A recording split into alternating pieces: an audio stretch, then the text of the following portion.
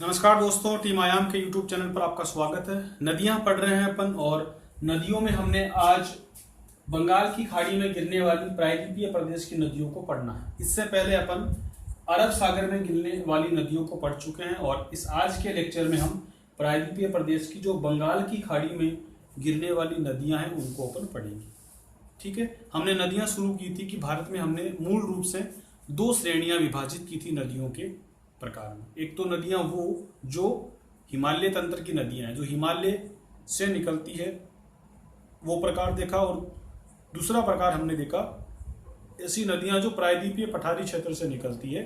तो पहला प्रकार अपन ऑलरेडी पूरा कर चुके हैं। दूसरा प्रकार जो प्रायद्वीपीय प्रदेश से निकलने वाली नदियों के रूप में हमें करना है, वो अपन उसमें अपन पहला हिस्सा अपन देख लिया हमने, जिसमें हमने बंगाल की खाड़ी में अरब सागर में गिरने वाली नदियां अपन ने पिछले लेक्चर में देखी। इस लेक्चर में अपन बंगाल की खाड़ी में गिरने वाली नदियां देख रहे हैं। अब अपन इसमें सबसे पहले देखते हैं, अब अपने को कुछ नदियां यहां करनी है जो बंगाल की खाड़ी में गिरती है। ये इलाका आपको पता है, ये बंगाल की खाड़ी है।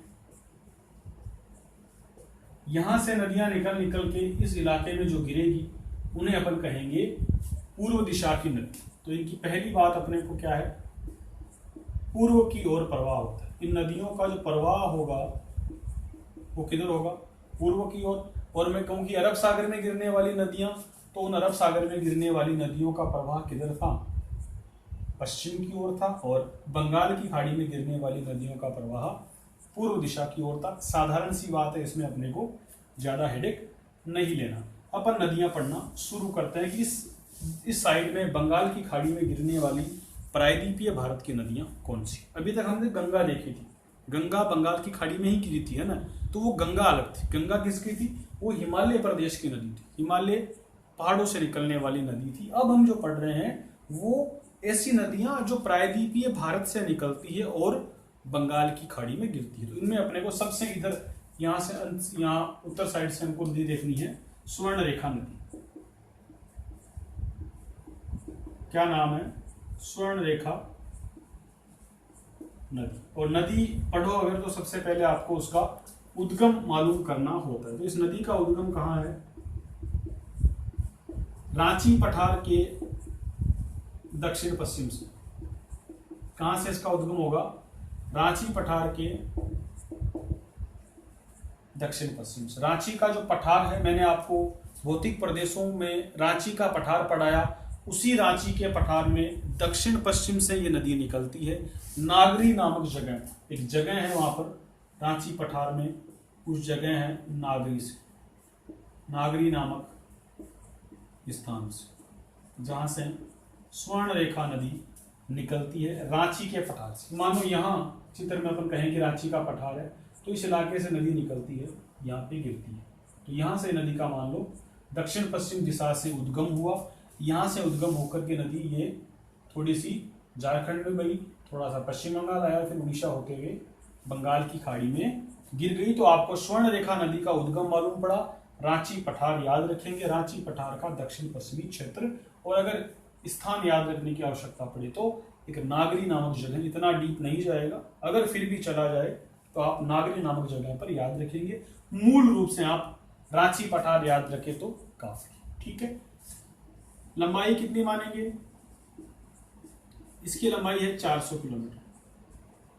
देखो, लंबाई के संबंध में मैं आपको पहले भी बता चुका हूं, लंबाई अपने को हार्ड एंड फास्ट याद नहीं रखनी। मतलब ऐसा नहीं है जटिल आप बिल्कुल रट्टा मार के एक एक नदी की लंबाई याद करने बैठ जाओ, उतनी जरूरत नहीं है। एक बड़ा बड़ा आइडिया रखो कि अगर आपको 4 नदियों का ग्रुप दे दिया जाए और आपसे पूछ ले कि इनमें सबसे लंबी नदी कौन सी है, तो आप आसानी से आइडेंटिफाई कर सको, इतना काफी है। इतना कोई नहीं पूछेगा कि बताइए स्वर्ण रेखा नदी की लंबाई कितनी है, तो आपको कभी ऑप्शन में 350, 450, 1050, 750 ऐसा ऑप्शन नहीं देगा, ऐसा कभी भी नहीं आएगा।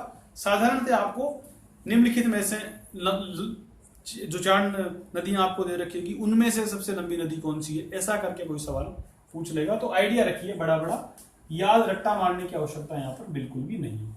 इसके राज्य कौन कौन से होंगे प्रवाह क्षेत्र के, झारखंड तो होगा ही होगा, क्योंकि रांची पठार से निकलती है तो झारखंड हो जाएगा। हल्का सा पश्चिम बंगाल भी इसके प्रवाह क्षेत्र में आएगा और ओडिशा में होते हुए गिरती है, तो ओडिशा तो आएगा ही। तो ये जगह हुई। इसके किनारे बसा शहर जमशेदपुर, इसी नदी के किनारे बसा है। स्वर्ण रेखा नदी के किनारे बसा शहर कौन सा है?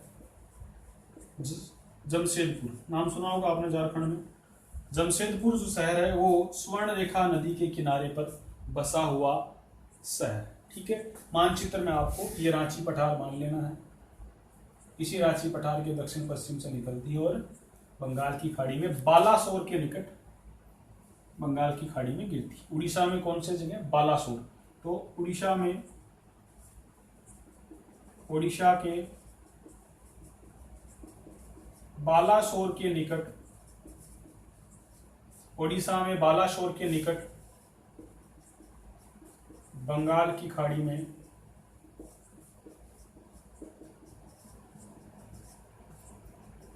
गिरती है। उड़ीसा में बालासोर के निकट ये नदी बंगाल की खाड़ी में गिर जाती है। तो ये इतनी छोटी सी यात्रा हमें स्वर्ण रेखा नदी की याद रखनी है।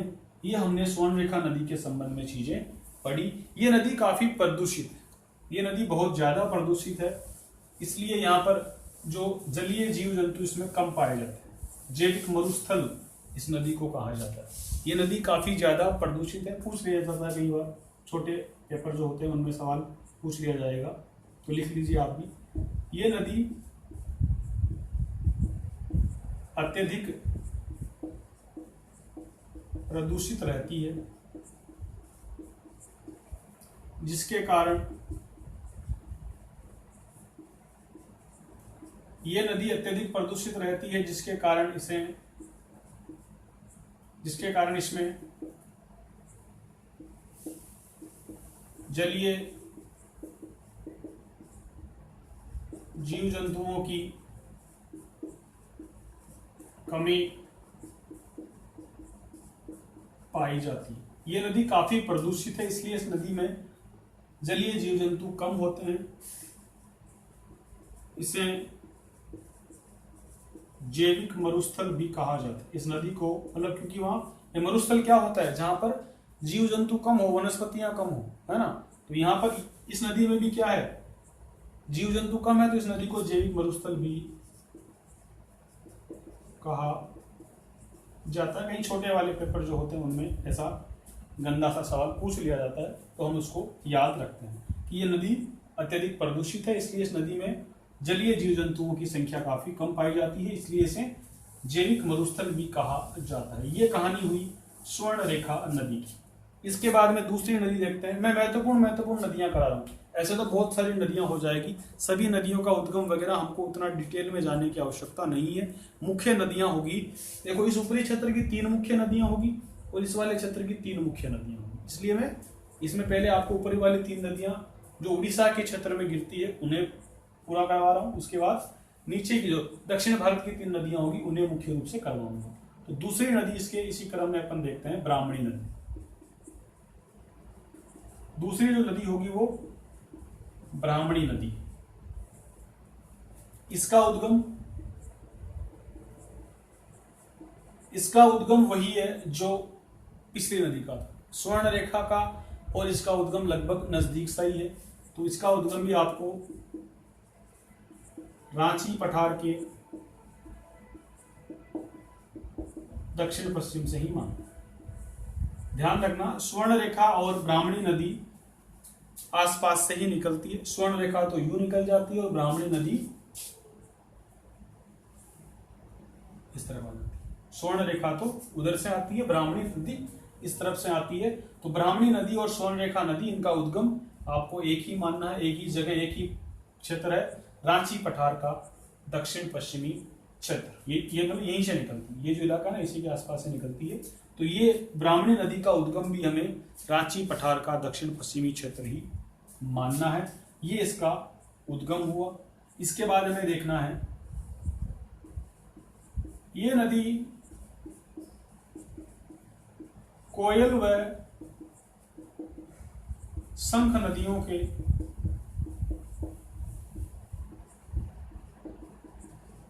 संगम से बनती है।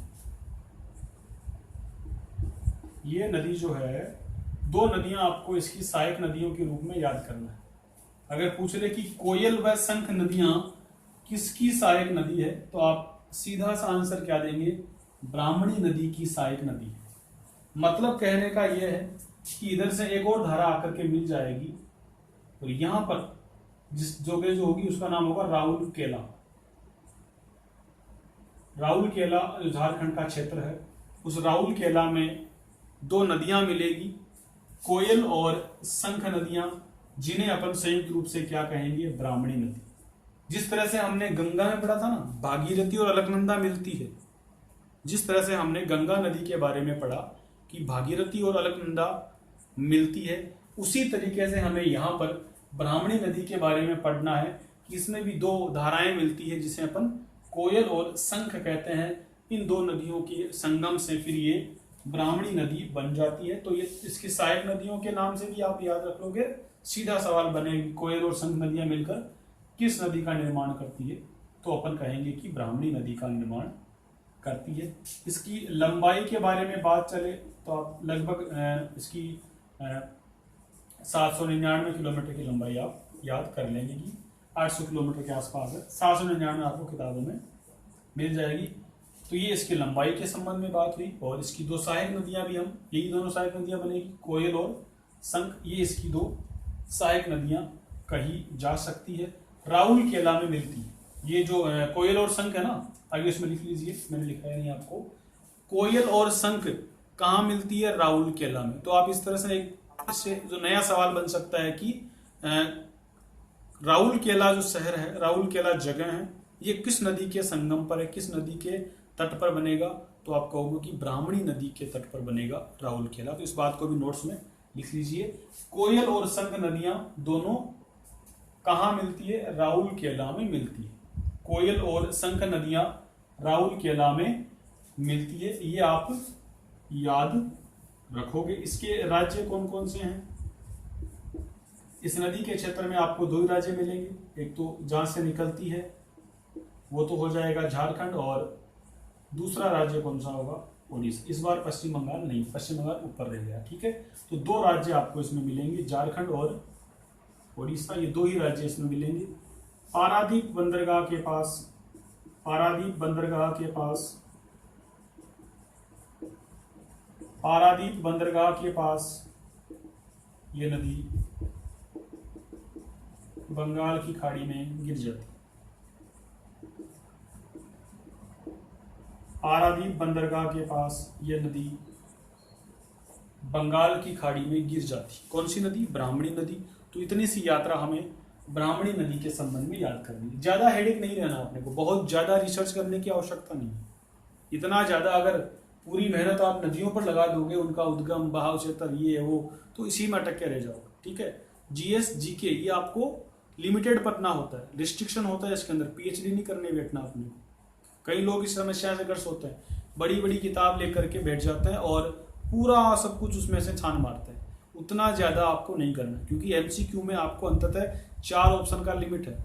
आपको हल्का सा इशारा चाहिए, आपको 3 ऑप्शन काटने हैं, एक ऑप्शन को सही करना है। तो ये इसमें आपको बहुत ज्यादा नॉलेज प्राप्त करने की आवश्यकता नहीं है। बेसिक हमको अगर नॉलेज रहता है तब भी अपन एमसीक्यू का सवाल कर सकते हैं। इसलिए हमको ये चीजें, नदियों के बारे में साधारण जानकारी अपने को पढ़ते रहना। तो ये हमने ब्राह्मणी नदी के संबंध में बातों को पढ़ा। इसके बाद में देखते हैं महानदी। इसके बारे में कौन सी नदी है, महानदी।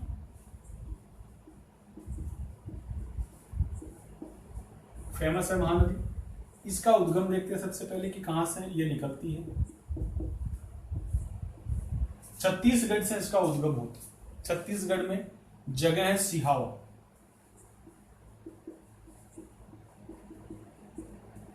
छत्तीसगढ़ के सिहावा से, छत्तीसगढ़ के सिहावा नामक जगह से महानदी का उद्गम होता है। और ये कहां है, दंडकारण्य प्रदेश जो है ना,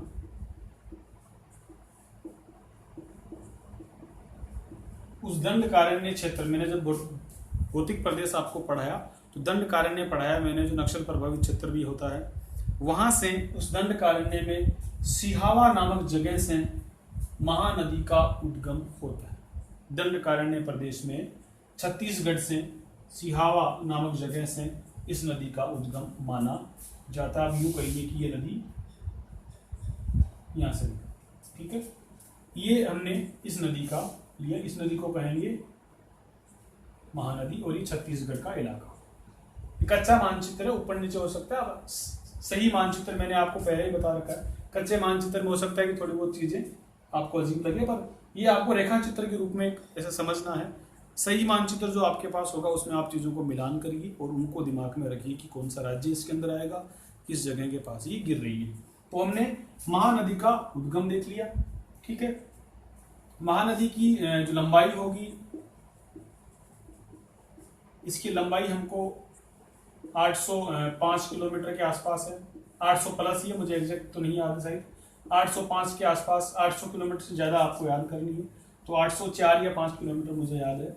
ये इतनी इसकी लंबाई होती है। इसके राज्य आपको कौन कौन से मिलेंगे? 2 ही राज्य इसमें आपको याद करने हैं। महानदी के क्षेत्र में कौन कौन से राज्य हैं? महानदी के क्षेत्र में छत्तीसगढ़ और ओडिशा। छत्तीसगढ़ और ओडिशा ये 2 राज्य महानदी के बेसिन में मिलेंगे। और आपने जो एक हीराकुंड बांध नाम सुना होगा, वो इसी नदी पर। हीराकुंड बांध, वापस हेडिंग लगा दूं, महानदी। हीराकुंड बांध जो है ना, वो इसी नदी पर। हीराकुंड बांध इसी नदी पर। हीराकुंड बांध कहां पर है? संबलपुर। संबलपुर, ओडिशा। हीराकुंड बांध किस, देखो मैं बांध पढ़ाऊंगा तब पढ़ाऊंगा सभी चीजें, अभी चर्चा में आ गया और ये काफी फेमस है इसलिए मैं नाम ले रहा हूं। हीराकुंड बांध महानदी पर बनाया गया बांध है। संबलपुर ओडिशा में ये बनाया गया। दूसरा बांध है टिकरापारा। टिकरापारा बांध भी इसी नदी पर है। तो कई बार बांध से सवाल, मिलान करने वाले सवाल पूछ लिए जाते हैं। हीराकुंड तो बहुत फेमस हो गया, सभी को याद है कि महानदी होगा, लेकिन टिकरापारा बांध पूछा जा सकता है। टिकरापारा बांध भी इसी नदी पर है, ठीक है। धान की खेती के लिए प्रसिद्ध है। धान की खेती के लिए प्रसिद्ध, ठीक है। ये छत्तीसगढ़ बेसिन का जो क्षेत्र है ना, उपजाऊ मैदान जो है, इसे धान की खेती के लिए प्रसिद्ध माना जाता है। छत्तीसगढ़ की जीवन रेखा कही जाती है। ये जो नदी है महानदी, सॉरी छत्तीसगढ़, ओडिशा की जीवन रेखा कही जाती है। छत्तीसगढ़ की भी कह सकते हो। फेमस जो लाइनें किताबों वाले यूज करते हैं उसे अपन कहेंगे कि ओडिशा की जीवन रेखा कही जाती है। ओडिशा की जीवन रेखा कही जाती है। कौन सी नदी? महानदी। तो हीराकुंड बांध इसी नदी पर है। टिकरापारा बांध भी इसी नदी पर। 2 बांध आप महानदी के संबंध में याद रखेंगे। धान की खेती के लिए प्रसिद्ध है और ओडिशा की जीवन रेखा कौन सी नदी कही जाती है? महानदी को कहा जाता है। इसके किनारे बसा शहर कौन सा है? इस नदी के किनारे बसा हुआ शहर कौन सा है? इस नदी के किनारे बसा हुआ शहर है कटक। काफी प्रसिद्ध शहर है कटक ओडिशा का। कटक इसी नदी के किनारे बसा है। कटक इसी नदी के किनारे बस। ये बेसिक हमको महानदी के संबंध में आपको याद करना। ये बेसिक हमको महानदी के संबंध में याद करना है। इसकी सहायक नदियां, देखो महानदी थोड़ी फेमस नदी है, बड़ी नदी है, तो हमें इसकी सहायक नदियों को भी याद करना पड़ेगा। 1-2 आपको याद करनी है, सभी नहीं याद हो पाए तो कुछ कुछ याद करें, ताकि आप कभी एमसीक्यू मिले तो इलिमिनेट करके भी सवालों को कर सके। जो नहीं है वो तो पहचान सके कम से कम, और 1-2 मिल जाए तो ऐसा तुक्काबाजी करके सवाल। सभी नदियों की सहायक नदियां नहीं याद हो पाती, मुझे पता है ये वाली कंडीशन, पर जितनी हो सके अपन से उतनी अपन करते हैं। इसकी सहायक नदियों में आपको याद करना है सिंहदेव,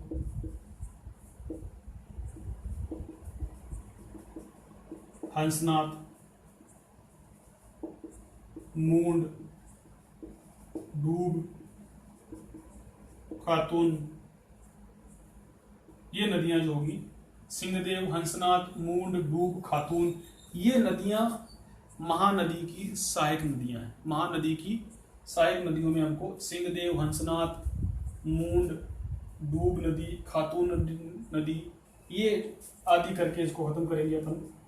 ऐसी नदी और भी मिल जाएगी आपको, जो नदियां मुझे भी नहीं याद आ रही है, आपको अगर कहीं दूसरे किसी नोट्स किताब में मिले तो उनको ऐड कर लीजिए। इतनी याद रखेंगे तो भी काम चल जाएगा। किस्मत सही होनी चाहिए अपनी, कॉन्फिडेंस हमारा हाई लेवल पर होना चाहिए। सिंहदेव, हंसनाथ, मूंड, डूब, ये खातून जो नदियां हैं, ये महानदी की सहायक नदियां कहलाती है। कटक हमने देख लिया, ये महानदी के बारे में हमको जानकारियां हासिल करनी है। ये 3 नदियां आपको मुख्य रूप से याद करनी, ठीक है। सबसे ऊपर कौन सी? स्वर्ण रेखा, पीछे तो कहेंगे स्वर्ण रेखा। ये जो नदी इसको कहेंगे ब्राह्मणी, और ये नदी कहेंगे इस उड़ीसा वाले क्षेत्र की 3 नदियां मुख्य रूप से आपको, और क्रम भी याद रखोगे, ऊपर से नीचे की मतलब उत्तर से दक्षिण की तरफ स्वर्ण रेखा, ब्राह्मणी और महानदी। ये नदियां जो है ये हमें उत्तर वाली और बंगाल की खाड़ी में गिरने वाली उत्तरी क्षेत्र की, उत्तरी हिस्से की ये मुख्य नदियां मानी जाएगी।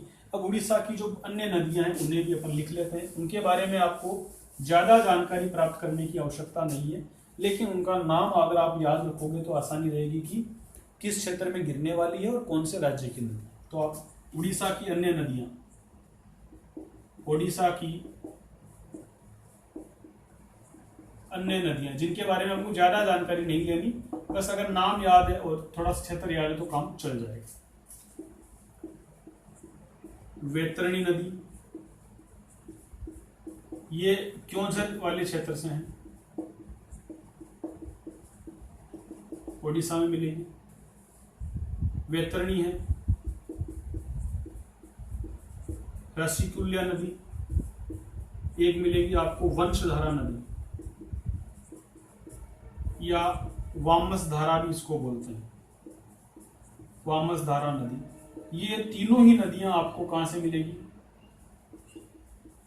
ओडिशा में। तो ओडिशा की नदियां देखो, ये तीनों ओडिशा में एंट्री कर रही है। स्वर्ण रेखा, ब्राह्मणी और महानदी, और बड़ी नदियां हैं। और ये 3 नदियां भी आपको याद करनी है, बैतरणी, रसिकुल्या और वंशधारा।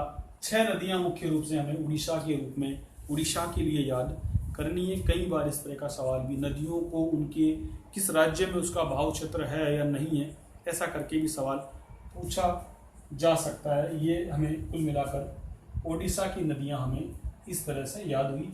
बैतरणी, रसिकुल्या और वंशधारा, इन 3 को अन्य नदियों के रूप में अपन उड़ीसा क्षेत्र से संबंधित करके मानेंगे। इस लेक्चर में इतना ही करेंगे, और बाकी जो हमको अब जो दक्षिण भारत की नदियां बचेगी वो भी बंगाल की खाड़ी में ही गिरेगी, लेकिन उनको अपन दक्षिण भारत की नदियां करके पढ़ते हैं, जिसमें आपको गोदावरी, कृष्णा और कावेरी 3 बड़ी नदियां हैं। पन्नेर वगैरह 1-2 और नदियां होंगी, उन्हें भी अपन लिख लेंगे। लेकिन 3, जिस तरह से ये 3 नदियां मुख्य थी, उसी तरह से 3 इस वाले इलाके की भी मुख्य नदियां होगी, गोदावरी, कृष्णा, कावेरी। उन्हें अपन अगले लेक्चर में उनके बारे में पढ़ेंगे। तब तक के लिए आपको ऑल द बेस्ट, बहुत बहुत धन्यवाद।